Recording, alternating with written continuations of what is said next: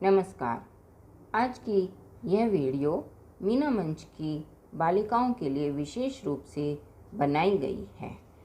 तो आप सब शिक्षक शिक्षिकाएं एवं सुगमकर्ता इस वीडियो को ध्यान से सुने और अपने विद्यालय के व्हाट्सएप ग्रुप में इसको पोस्ट कर दें ताकि छात्र छात्राएं इसमें बताए अनुसार कार्य कर सकें। महानिदेशक महोदय के आदेशानुसार कोविड-19 से प्रभावित होने वाले बच्चों को जागरूक एवं सशक्त बनाने के लिए मीना मंच तथा पावर एंजल के लिए बच्चों को जागरूक करेगी मीना मंच की टोली नामक शीर्षक से यह जागरूकता सामग्री तैयार की गई है, जिसको मैं एक वीडियो के माध्यम से आप सबको समझा रही हूँ कि इसमें आपको क्या क्या करना है। सबसे पहले आपके लिए है मीना की चिट्ठी। हमारी जितनी भी बालिकाएं हैं सभी पावर एंजल का रूप हैं, तो सभी बालिकाओं के लिए यह चिट्ठी है। पहले इस चिट्ठी को ध्यान से पढ़ें और आपको पता लगेगा कि आपको क्या क्या करना है। तो आइए जल्दी से हम इस चिट्ठी को पढ़ लेते हैं। प्रिय पावर एंजल, मुझे विश्वास है कि तुम कोविड-19 के कठिन दौर का डट कर सामना कर रही होंगी। दरअसल तुम बहुत खास हो, औरों से बिल्कुल अलग हो, क्योंकि तुम अपने विद्यालय के मीना मंच की पावर एंजल हो। तुम बिल्कुल मेरे जैसी हो, दूसरों की मदद करती हो, उनकी समस्या सुलझाती हो, साहसी और निडर हो, गलत बात के खिलाफ आवाज़ उठाती हो, सबको एकजुट करती हो, जागरूक करती हो और हर परिस्थिति में खुश भी रहती हो। है ना बच्चों, आप सब मीना को जानते हो ना। मीना वास्तव में ऐसी है और आप सबको भी ऐसा ही बनना है, ऐसे ही कार्य करना है।